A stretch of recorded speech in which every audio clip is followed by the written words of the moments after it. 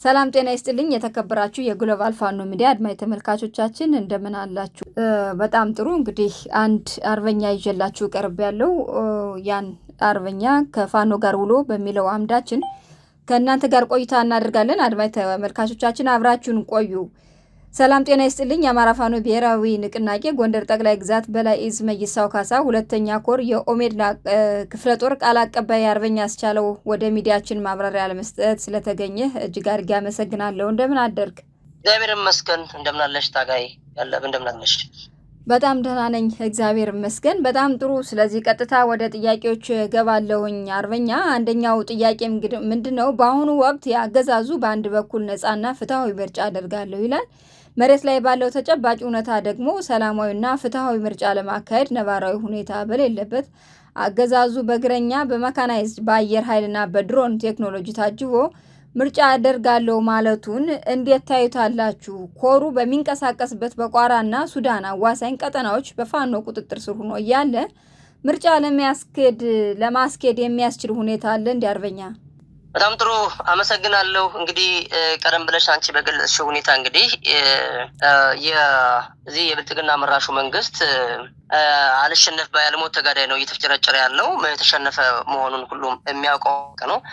ነገር ግን እንግዲህ በአሁኑ ሰዓት ደግሞ እንግዲህ በዚህ አካባቢ በተለይ በቋራና አካባቢ መይሳው ካሳ ሁለተኛ ኮር እና እንዲሁም የቋራው ኦሜድላ ክፍለ ጦር ቀጠና እዚህ አካባቢ ነው። በዚህ አካባቢ እንግዲህ ምርጫ አካሄዳለሁ ብሎ የተለመደ የውሸት ፕሮፓጋንዳውን እየሰራ መሆኑ ግልጽ ነው። ነገር ግን አሁን አጠቃላይ ምርጫ በዚህ አካባቢ ለማካሄድ የሚያስችል ሁኔታ አለ ብሎ ነው የሚቃጀው። ነገር ግን የሚያስችል አንዳችም ሁኔታ የለውም። እንግዲህ በቋራና አካባቢ በተለይ በቋራ ኦሜድላ ክፍለ ጦር ከተያዙ ቀበሌዎች መካከል እንግዲህ ማንም የሚያውቀው ነው። ካሉት 29 ቀበሌዎች መካከል በግልጽና እውነት ሁሉም ሰው የሚያውቀው ነው። 26ቱን ቀበሌዎች እንግዲህ የቋራ ኦሜድላ ክፍለ ጦር ልዩ ልዩ አስተዳደራዊ ስራዎችን እየሰራ ይገኛል ማለት ነው።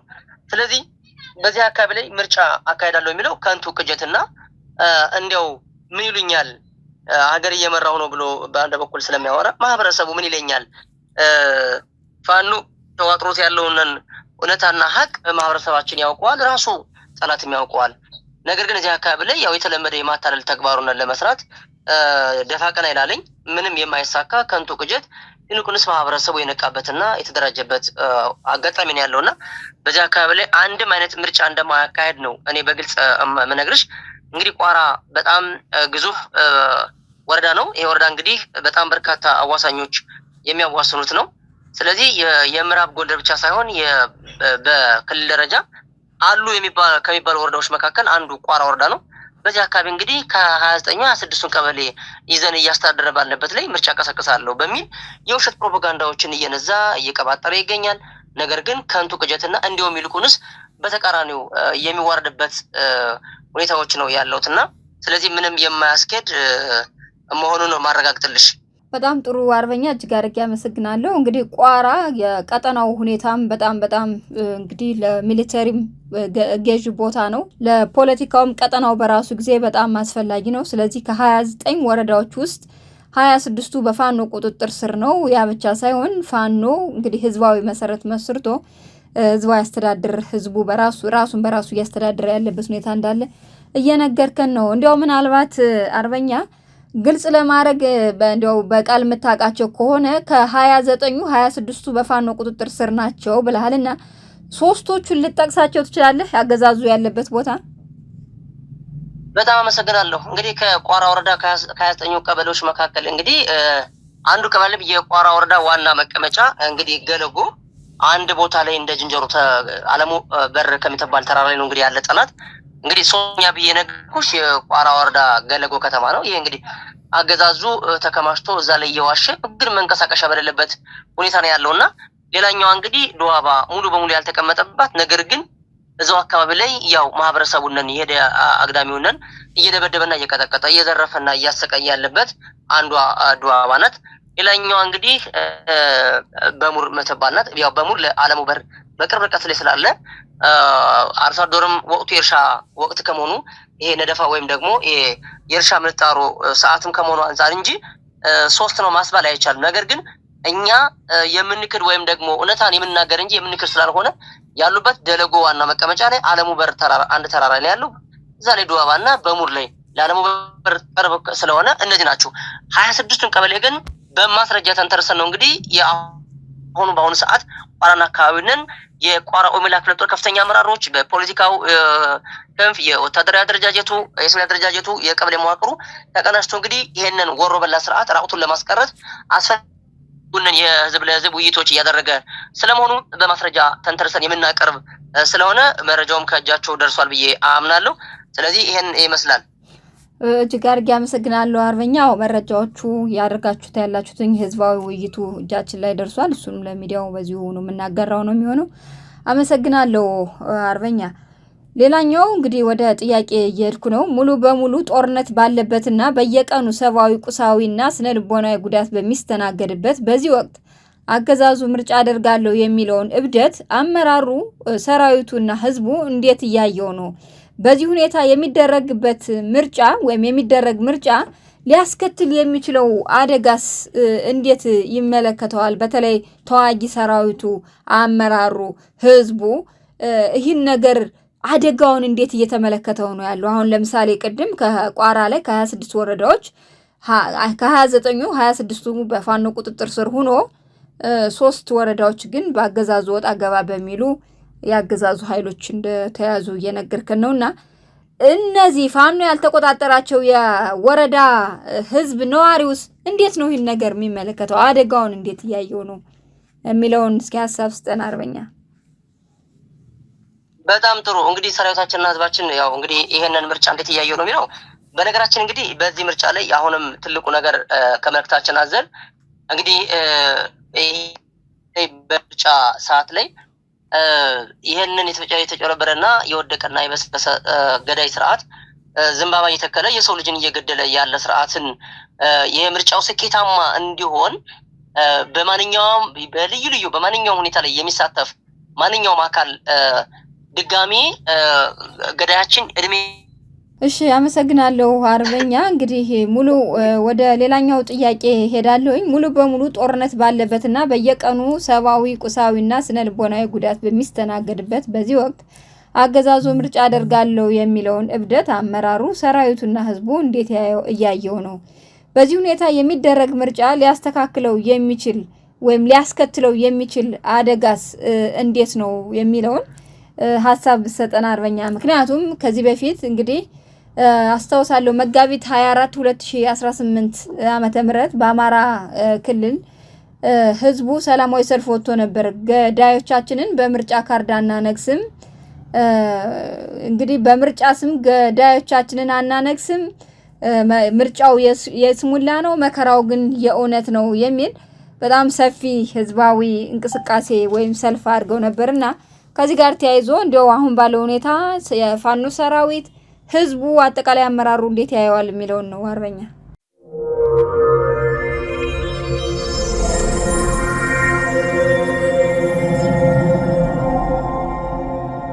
ጥያቄ ትክክለኛና ተገቢ ጥያቄ ነው። እንግዲህ በተለይ ስርዓቱ በአሁኑ ሰዓት እንግዲህ ጦርነት ባለበት በየቀኑ ሰብአዊና ቁሳዊ ጉዳት በሚስተናገዱበት አካባቢ ላይ እንግዲህ ምርጫው እንዴት የሚለውን ነገር ተገቢ ጥያቄ ነው። ምናልባት በአሁኑ ሰዓት እንግዲህ የብልጽግና መራሹ መንግስት ገዳያችን ነው። ይሄን ገዳይ ደግሞ የሚመርጥ ማንም አማራ የለም፣ ሲገለን የኖረ ነው። በነገራችን ይሄን ስርዓት በምርጫ የሚያምንና በመርህ የሚያምን እና ለቆመለት ሀገር ላይ በእውነት የሚኖርና የሚመራ ቢሆን ኖሮ ሁላችንም ቤተ ጫካ ብለን ነፃነት በአፈሙዝ አንዋጋም ነበርና የአማራ ፋኖ ደግሞ ከምን ጊዜውም በላይ ያውም በየትኛውም ሁኔታ በየትኛውም መስፈርት ለዚች ሀገር የማይጠቅም ከመሆኑ አንፃር አማራጩ የትጥቅ ትግል ነው ማድረግ አለብኝ በሚል ወደ ጫካ የወጣበት ሁኔታ ነው ያለና ስለዚህ ይሄ ስርዓት በምርጫ ካርድ የሚወድቅም ቢያልፍም የሚጠቅም ስላልሆነ ምርጫው አማራጫችን ይሄንን በጀመረው ልክ የአማራ ፋኖ በየትኛውም አቅጣጫ ይሄን ጠላት ከስሩ ነቅሎ በመጣልና እችን እየፈረሰች ያለችን ሀገር ወደ ነበረ ቀልቧ መመለስ ተገቢ ነው። በዛ ላይ እንግዲህ መቼም እየገደለኝ ያለን ህዝብ በምርጫ ብለው ነው። ምናልባት እንግዲህ በግብረ አበሮቹ በካድሬዎቹ እንዲሁም ቀን ተቀን እህል የሚሰፍርላቸው የእሱ ሎሌ የሆኑ ዙፋን አስጠባቂዎች ካልሆነ በስተቀር ማንም የአማራ ህዝብ ማንም የኢትዮጵያ ህዝብም ቢሆን የሚመርጠው አይደለም። እንዴት በላይ ላይ ድሮን እያዘነበ በቡድን መሳሪያና በጀምላ እየጨፈጨፈ አዝመራን እያወደመ ንጹህ ሴቶቻችን በግፍ እየደፈረ እየገደለ ከቀያቸው እያባረረ በጀምላ እየቀበረ ይሄንን ስርዓት የሚመርጥ በራሱ ድጋሚ ያልሞቱ ወገኖቻችን ላይ እንዲቆጠራል። ስለዚህ ማህበረሰባችን በዚህ ምርጫ ላይ ምንም አይነት ተሳትፎ እንደማያደርግ ጠንቅቆ ያውቃል፣ ተገንዝቦም ያለበት ሁኔታ ነው ያለው።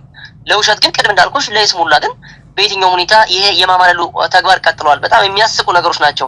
አይቷቸው የማያውቁ ሴቶችን፣ አይቷቸው የማያውቁ ወጣቶችን፣ አይቶት የማያውቀውን ማህበረሰብ የአማራን ህዝብ ድጋሚ በብልጭ ነገር ለማታለል እየሞከረ ነው ያለው። ነገር ግን የአማራ ህዝብ ከምን ጊዜውም በላይ የማይታለል ጀግና ህዝብ ነው። አምርቶ ነግዶ ሰርቶ የሚበላ እንጂ ከማንም በማንም ብልጭ ነገር ግን እሱ በስመ ኮሪደር በፈረንጅ ድምላይት እያታለለ ያለበት ሁኔታ ወጣቱን በጥቃቅን አስተቃቅፋችሁ በሚል የውሸት ፕሮፓጋንዳ ሴቶችን ወቅቱ ምርጫ ከመሆኑ አንፃር አማራጭ ህዝቤን ከጎን ያደርጋለሁ በሚል የውሸት ፕሮፓጋንዳ እየሰራ ነው ያለው። ይሄ እንግዲህ ውድቅ ነው። አጠቃላይ ህዝቡም ሰራዊቱም ነቅቶ እየጠበቀው ያለው ሁኔታ ነው። ስለዚህ ምንም አይነት እዚህ አካባቢ ላይ ምርጫ ቢያካሄድ ውጤታማ ከሚሆነው ይልቅ ውድቀቱን እንደሚያስተናግድ ነው የኔ ያለኝ አቋምም ሰራዊታችንም ህዝባችንም ያለው አቋም ይሄ ነው። በጣም ጥሩ አርበኛ እጅግ አድርጌ አመሰግናለሁ። ስለዚህ አጠቃላይ ከቀጠናው አኳያ ቅድም እንዳልከው እንግዲህ ከ29ኙ 26ቱ በፋኖ ቁጥጥር ስር ያለው ሁኔታ ነው ያለው። ከዛ ጋር ተያይዞም ህዝቡ ያገዛዙን መሪር ግፍ መከራ የተረዳ ስለሆነ እዚህ ቀጠና ውስጥ አገዛዙ ምርጫ አድርጎ ውጤት ሊያገኝ የሚያስችል ምንም አስቻይ ሁኔታ የለም።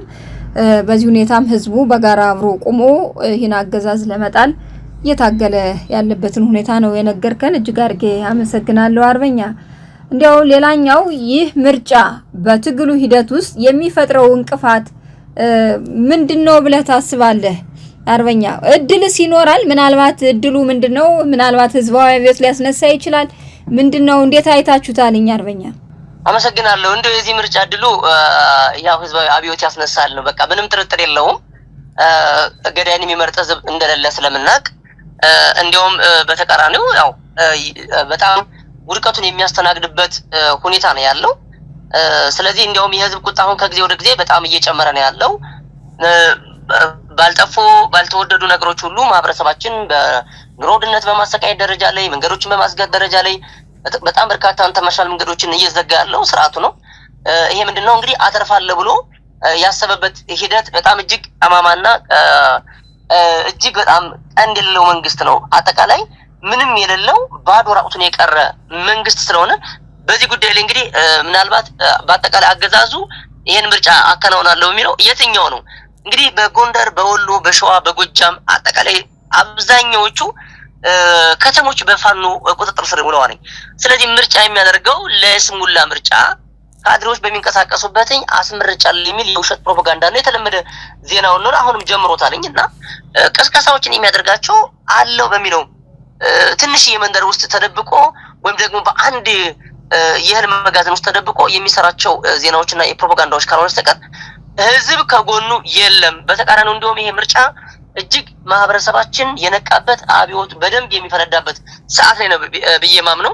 ስለዚህ አገዛዙ እንደተለከፈ ውሻ ያበደበት የሚከስርበትና ከንቱ ራቁቱን የሚቀርበት ምርጫ ነው ብዬ ነው የማስበው። እንዴት የሰው ልጅ እየገደለኝና እህቴን እየደፈረ እናቴን እየደፈረ ህፃናትን እየደፈረ ምን እየዘጋ በጀምላ እየገደለ አብችን የእምነት ተከታይ አባቶች ተቋማትን እያፈራረሰ ምሽግ እየቆፈረ እዛ ውስጥ ላይ አባቶችን የክርስትና እምነት ተከታዮችን የእስልምና እምነት ተከታዮችን ወዘተረፈ በግፍ እየገደለ ያለን ስርዓት የሚመርጠው አካል የለም። በቃ በጥቅሉ ይሄ ምርጫ ለብልጽግና የውድቀት የመጨረሻው የውድቀቱ ጥግ ነው ብዬ ነው የማስበው በእኔ በኩል። በጣም ጥሩ አርበኛ እጅግ አድርጌ አመሰግናለሁ። እንግዲህ ይሄ ምርጫ እንዳልከው የህዝብ አብዮትም አስነስቶ ከትግሉ ጋር ተጣምሮና ተቀናይቶ ምናልባት ለአንዴና ለመጨረሻ ጊዜ ይህን ስርዓት ከስሩ ለመፈንቀል ይሄ ምርጫ ምቹ ሁኔታ ይፈጥራል የሚለውን ነው ያጋራህን። እጅግ አድርጌ አመሰግናለሁ። ምናልባት አርበኛ ከዚህ ጋር ተያይዞ ለህዝቡ፣ ለሚዲያው፣ አጠቃላይ ለሰራዊቱ በሀገር ደረጃ የምታስተላልፈው መልእክት ካለ አርበኛ?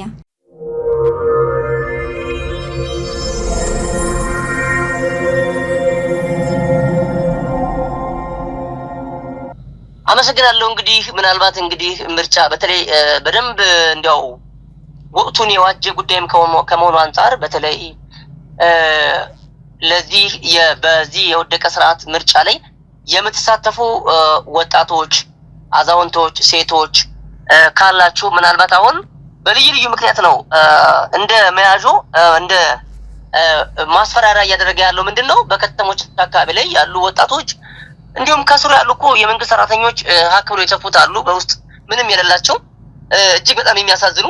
እንዲሁም ወጣቱን ከተማ አካባቢ ላይ እሱ በሚንቀሳቀስበት ቀጠና ላይ እያታለለ የምርጫ አስተባባሪ በማድረግ በልዩ ልዩ ስራዎች እያሳተፈ ሌላውን አካባቢ እንዲያሳምኑ ትንሽ ሽርፍራፊ አበል እየከፈለ ምስኪኑን ወጣትና ምንም የማያውቀውን ማህበረሰብ እያታለለ ስለሆነ በተለይ ማህበረሰባችን በዚህ ወቅት ራሳችሁን ከምን ጊዜውም በላይ ከእንደዚህ አይነት ወሮ በላ ስርዓት እንድትጠብቁ ነው የምለው። ምክንያቱም እኛ ጥሩ። ስለዚህ በዚህ ምርጫ ላይ ምንም አይነት እንቅስቃሴ ባለማድረግ ነው እኛ አሁን ለከተማ አካባቢ በተለይ ብልጽግና ያስኳቸው በሚባላቸው እነዚህ ከተሞች ላይ የሚንቀሳቀስ አልፎ አለ። ስለዚህ በማይረባ ጥቅሞች በተለይ በቀናበል እየታለላችሁ እንደሚሆን የምርጫ ወረቀትም የምትበትኑ አካላት እያንዳንዱ በተለይ እንደኛ ቀጠናዎቻችን ከምን ጊዜውም በላይ ይሄ ምርጫ ስኬታማ እንዳይሆን አብረን እየሰራ ነው። ምንም ደግሞ አይሆንም፣ የከሰረ ነው፣ ራቁቱን የቀረ ነው። እኛ እንኳን በእንትን ባንል ህዝቡ ምንም የማይመርጠው ስለሆነ በዚህ እጃችሁ ሰዳችሁ ለማይረባ ጥቅም አበል ይታለላችሁ ምንም እንቅስቃሴ እንዳታደርጉ። ይሄንን እንቅስቃሴ ተላልፎ በሚገኝ ማንኛውም ግለሰብ ላይ ግን የማያዳግም እርምጃ የምንወስድ መሆኑን እንገደዳለን። ምክንያቱም ያማራፋ ነው የወጣው ለህዝብ ነው የሚታገለው ለህዝብ እንጂ ለግሉ እንዳልሆነ ማንም የሚያውቀው ሀቅ ነው። ስለዚህ ይሄ ምርጫ ይሄንን ምርጫ መደገፍ ማካሄድ ማለት ገዳያችን እድሜውን ማራዘም ስለሆነ በዚህ ምርጫ ላይ የሚሳተፍ አካል በሙሉ ራሱን እንዲጠብቅ ይሄን ተላልፎ ከተገኘ ግን የማያዳግም እርምጃ መውሰድ አለብን ነው። ሌላኛው እንግዲህ በአንድ በኩል በተለይ ለኪነ ጥበብ ወንድሞቼ ነው እንዲያው በጣም እስካሁን በደንብ መልእክት ያላስተላለፍኩበት ቢኖር በኪነ ጥበቡ ዘርፍ ላሉ ወንድሞቼ፣ መጀመሪያ በኪነ ጥበቡ ዘርፍ ላሉ ወንድሞቼ በድርሰት፣ በትወና፣ በድምፃዊ፣ በልዩ ልዩ የሙዚቃ መሳሪያ ተጫዋቾች እና አጠቃላይ ምን እንደሆነ ጠንቅቄ አውቃለሁ። እዛም እንግዲህ ባለኝ ሙያ በትምህርት ቤት ከሚን ሚዲያ ተነስቼ እስከ አማተር፣ ከአማተር ተነስቼ እስከ ተለያዩ የኪነ ጥበብ ስራዎችን ሰርቻለሁ። ኪነ ጥበብን የማውቀው ሀገር ስትከፋ የምትከፋ፣ ሀገር ሲረባት የምትራብ፣ ሀገር ራቁቷን ስትቀር ራቁቷን የምትቀር፣ ሀገር ሉዓላዊነቷ ስትደፈር ደግሞ ለምን ብሎ የሚነሳ የኪነ ጥበብ ባለሙያ ነው የማውቀው።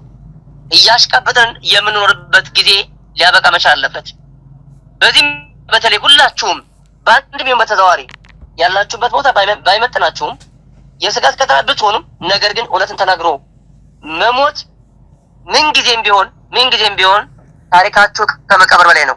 ስለዚህ እውነትን በመናገር ህዝባችሁን ልታድኑ መቻል አለባችሁ። በብልጭ በተለያዩ ጥቅሞች ከመታለል ወጥታችሁ ኪነ ጥበብ ሀገር ታድናለች፣ ሀገርም ታፈርሳለች። ስርዓቱ በህዝብ ላይ ለሚያደርሰው ጫና ሁሉ ኪነ ጥበብ ደግሞ ወሳኝ ናት። በቃ ከወንድማችን ከአንጋፋው አርቲስት ቴዲ አፍሮ ልንማር መቻል አለብን። እሱ የሚኖርበት በቂ ሀብት፣ በቂ የመኖሪያ ቦታ ወዘተረፈ አለው። ቴዲ አፍሮ እውነትን ተናግሯል። እያንዳንዳችን እውነትን መናገር አለብን። ኪነ ጥበብ ላይ የተቀመጥነ ሰዎች ብዕራችን ከአንድ ፋኖ አፈሙዝ ጋር እኩል ሊተኮስ መቻል አለበት። ስለዚህ ኪነ ጥበብ ወንድሞቼ እኔ ኪነ ጥበብ ተጠቅሜ አልፌበታለሁ። አሁንም የተጠቀምኩበት ነው። ይነስም ይብዛም ከ20 ዓመት በላይ በኪነ ጥበብ ውስጥ ቆይቻለሁ። ስንኖር ግን ኪነ ጥበብ ልናሽቀብጥበት ሳይሆን ህዝባችን ልናድን መቻል አለበት። ኪነ ጥበብ ለአንድ ሀገር ወሳኝ ነው። ስለዚህ በእያንዳንዱ ቦታ ላይ አሽቀብጣችሁ ከመኖር ጊዜው አሁን ነው። ሌላኛው ለሕክምና ባለሙያዎች፣ ለወጣቶች፣ ለተማሪዎች፣ ለአርሶ አደሮች፣ ለመምህራኖች በሙሉ በቃ ልንል መቻል አለብን። ይህ ስርዓት በየትኛውም ቦታ ቢሆን ለማንም የማይጠቅም የበሰበሰ ስርዓት ነው። ይህ ስርዓት ከተማም ተቀመጡ ጫካም ተቀመጡ ይህ ስርዓት ለማንም የማይጠቅም ነው። የአማራ ፋኖ አንድ የቤት ጫካ ብሎ እየታገለ ነው ያለው። ስለዚህ ተማሪው በትምህርት ቤቱ፣ መምህራንም በመምህራንነቱ፣ ዶክተሮችን በዶክተርናቸው፣ በሕክምናው፣ አርሶ አደሩም እያንዳንዳችን ይሄንን ስርዓት በቃ ካላል ነው እየገደለ ሊኖር ዛሬም ምርጫ ምረጡ እያለ እየመጣ ነው በየቤታችሁ። ያኔ በምርጫ ሰዓት ወቁበት፣ ንቁ። በቃ እያንዳንዳችን ልንነሳ መቻል አለበት። ትግል ይሄ ስቃይ ለፋኖ ብቻ አይደለም። ፋኖ የወጣው ለብዙሃኑ ህዝብ ነው። ከአማራ አልፎ ለኢትዮጵያ ከዛም አልፎ ለምስራቅ አፍሪካ ሚዛን ሊያስጠብቅ ነው የወጣው። ስለዚህ ሁሉም ከፋኖ ጎን በመቆም ይሄንን ስርዓት ለአንዴና ለመጨረሻ አሽቀንጥረን ልንችል በሙሉ ይሄንን ስርዓት ለመጣል ከምን ጊዜውም በላይ በተለይ ወቅቱ አሁን ነው። ራቁቱን ማስቀረት አለብን። በአፈሙዝ ብቻ ሳይሆን በሚዲያው እውነታውን በማጋለጥ ህዝባችንን ማንቃት አለብን የሚል እምነት አለኝ። በምርጫ በአፈሙዝ አጠቃላይ በአሁኑ ሰዓት ራቁቱን የሚቀርበትና የሚዋረድበት ሰዓት ላይ ስለሆነ እንጠንክር። አንዳችን ለአንዳችን ጌጥ ነን። ሁላችንን ተጋግዘን ይሄንን ስርዓት ለአንዴና ለመጨረሻ መጣል አለብን። እያያችሁ ነው። በሰዓቱ በእያንዳንዱ ከተማ ላይ ስርዓቱ በንጹሃን ዜጎች ላይ እያነጣጠረ በተለይ በታዳጊ ሴቶች ላይ እያደረሰ ያለውን ጾታዊ ትንኮሳ በመድፈር አስገድዶ በመድፈርና በመግደል የምታስታውሱት ነው። በቅርቡ በባህር ዳር አካባቢ እጅግ በጣም ሩጦ ባልጠገቡ ሴቶቻችን እየደረሰ ያለው ንግፍ ታውቃላችሁ። እያንዳንዳችንም ከኔ እስካልደረሰ ካልሆነ በስተቀር በእያንዳንዱ ጎት ላይ ይሄንን ምርጫ እድል ሰጠነው ማለት የቀረነውን ጨርሱን እንደማለት ይቆጠራልና ወንድም እህቶቼ የሚመለከታቸው አካላት በሙሉ ይሄንን ሰዓትና ይሄን ወቅት ተጠቅመን ከፋኖ ጎን በመቆም ይሄንን ስርዓት ለአንዴና ለመጨረሻ መጣል አለብን የሚል እምነትና አቋም አለኝ። አመሰግናለሁ። መጪው ሰዓት ብልጽግና ራቁቱን በምርጫ እናስቀራለን። በፋኖ በተባበረ ክንዳችን ደግሞ ጠላትን ለአንዴና ለመጨረሻ ደምሰን እቺን የተበታተነች ሀገር ወደ አንድ የምናመጣበት ጊዜ ሩቅ አይደለም። ድሉ የአማራ ፋኖ ነው። ሞትና ውርደት እየቃጀና እየቀባጠረና እየለፈለፈ ለሚገኘው ብልጽግና ይሁን። አመሰግናለሁ። እጅግ አድርጌ አመሰግናለሁ። አርበኛ አስቻለው አለባቸው በጣም ሰፋ ያለ መልእክት ነው ያስተላለፍከው ለባለሙያዎቹ፣ ለአርቲስቶቹ፣ አጠቃላይ ለኪነ ጥበብ ባለሙያው፣ ለመምህራን ሁሉም አጠቃላይ ሀገራችን ይመለከተናል ለሚለው በጣም ጥብቅ ማሳሰቢያ ነው ያነገርከን። እጅግ አድርገን እናመሰግናለን አርበኛ። በዛሬው ዕለትም እንግዲህ አንድ አርቲስት ተመስገን ያው አብይ አህመድ ምናለ ከኢትዮጵያ አናት ላይ ብትወርድልን የሚል እንግዲህ እንቅስቃሴ ጀምሯል። ጥሩ ነው። አርቲስት ቴዲ አፍሮ የጀመረው አብዮት እንግዲህ ከፍ እያለ የሚመጣበትን ሁኔታም የምንመለከትበት ይሆናል ለማለት ያክል ነው። እጅግ አድርጌ አመሰግናለሁ አርበኛ።